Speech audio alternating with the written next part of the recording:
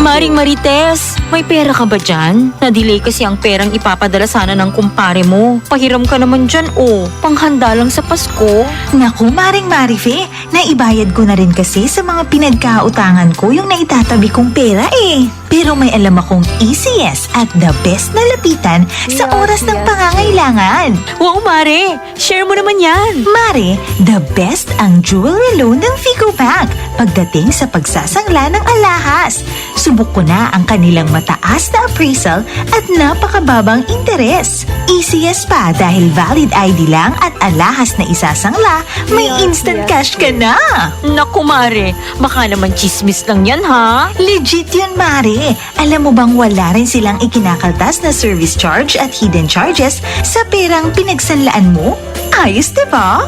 Grabe! Magiging merry talaga ang Christmas namin. Dahil sa jewelry loan ng Fica Bank. Maiuwi ka na dyan, Mare. At magsasangla na ako. Gawing merry ang Christmas dahil lamang ka sa jewelry loan ng Fico Bank. Magsangla na sa pinakamalapit na sangay ng Fico Bank sa inyong lugar.